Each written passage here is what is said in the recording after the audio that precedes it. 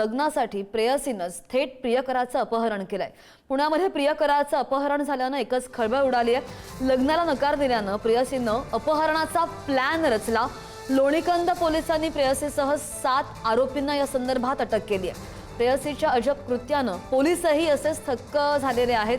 प्रेयसी सोनाली निर्वाळ हिनं गावातील ओळखीच्या लोकांच्या मदतीनं एका कारमधून प्रियकराचं अपहरण केलं होतं। तरुणाच्या भावानं लोणीकंद पोलीस ठाण्यामध्ये तक्रार दिली आणि त्यानंतर पोलिसांनी तातडीनं तपास करत प्रेयसीसह 7 आरोपींना अटक केली आहे। फक्त लग्नासाठी दबाव टाकण्याच्या उद्देशानंच अपहरणाचा कट रचल्याचं पोलीस तपासामध्ये निष्पन्न झालंय।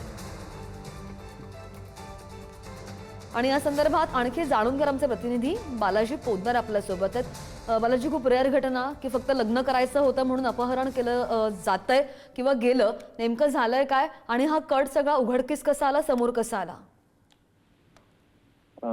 सध्या नक्कीच हा धक्कादायक प्रकार लोणीकंद परिसरामध्ये घडलेला आहे। खरं तर ही प्रेयसी आणि हा तरुण जो आहे, सोनाली नावाची प्रेयसी आणि या तरुणांचे प्रेमसंबंध होते। मात्र या तरुणाच्या घरच्यांकडून लग्नासाठी विरोध केला जात असल्याची माहिती या तरुणीला मिळाली।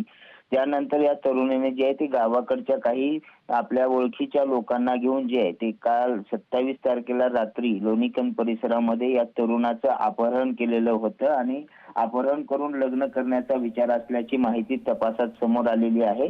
लोणीकंद पोलिसांना तात्काळ या सगळ्या तक्रारीची दखल घेतली आणि 5 पथकं रवाना करून या सगळ्या आरोपींचा शोध घेतला। या प्रकरणी 7 जणांना जे आहे ती अटक करण्यात आलेली आहे। यामध्ये प्रेयसी सोनाली हरवळ हिचा सुद्धा समावेश आहे। एक अल्पवयीन विधी संघर्ष बालक सुद्धा यामध्ये सहभागी आहे आणि या सर्वांना 7 दिवसाची पोलीस कोठडी मिळालेली आहे।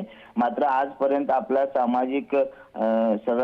सामाजिक स्तर बघताना इतकी वेळ जे आहे ते अशा घटना फार दुर्मिळ घडतात। कारण अनेकदा आपण पाहिले की प्रियकराने प्रेयसीचं अपहरण केलेलं होतं, दबाव टाकलेला होता, अशा केसेस आपण पाहिलेल्या आहेत। मात्र हा धक्कादायक केस जी आहे ती काल पुण्यात घडलेली होती आणि याचा तपास तात्काळ पुणे पोलिसांनी लावला आणि आरोपींना अटक केलेली आहे। अधिक तपास लोणीकंद पोलीस करतायत। मात्र या घटनेने सर्वत्र खळबळ उडालेली आहे। सर्वत्र या घटनेची चर्चा मात्र जोरात असल्याचं आपल्याला पाहायला मिळते। अगदी ताजे अपडेट घेत राहू। धन्यवाद दिलेल्या सगळ्या सविस्तर अपडेटसाठी बालाजी।